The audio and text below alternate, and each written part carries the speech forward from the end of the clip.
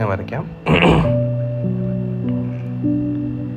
തിരിച്ച് ഈ ഒരു കയറ്റമാണ്. ഇപ്പം നമ്മൾ ഈ ഒരു കയറ്റവും ഈ ഒരു താഴ്ചയും ഈ രണ്ട് സാധനങ്ങളും എങ്ങനെ കൃത്യമായി ക്യാപ്ചർ ചെയ്ത് നിങ്ങൾക്ക് കുറച്ചും കൂടെ ഇതിൻ്റെ അകത്ത് ക്യാഷ് കൃത്യമായി ഉണ്ടാക്കാം എന്നുള്ളതിനെ കുറിച്ചാണ് ഞാനിപ്പോൾ സംസാരിക്കുന്നത്.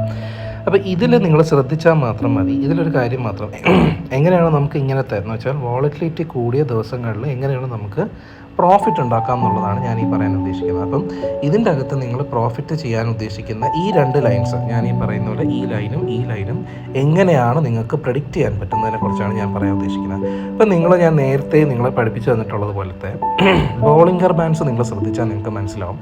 ബോളിംഗർ ബാൻഡ്സിൽ ഈ ഒരു പൊസിഷൻ നിങ്ങൾ നോക്കിക്കഴിഞ്ഞാൽ ഇവിടെ വളരെ ടൈറ്റാണ്. ബോളിംഗർ ബാൻഡ്സ് കുറച്ചും കൂടി ടൈറ്റാണ്, വിച്ച് മീൻസ് മാർക്കറ്റ് കുറച്ചും കൂടി സൈഡ് വേസ് ആണ് പോകാൻ ഉദ്ദേശിക്കുന്നത്. അപ്പോൾ നമ്മൾ കുറച്ചും കൂടി ഈ ഒരു ഭാഗം വികസിച്ചെടുക്കുകയാണെങ്കിൽ ഈ ഒരു ഭാഗത്തേക്ക് എത്തപ്പോഴേക്കും മാർക്കറ്റ് കുറച്ച് വികസിച്ച് പോകുന്ന രീതിയിലേക്ക് പോകുന്നുണ്ട്. ഇവിടെ എത്തിയപ്പോൾ ഇവിടത്തേനേക്കാളും കുറച്ചും കൂടി വികസനമുണ്ട്, വിച്ച് മീൻസ്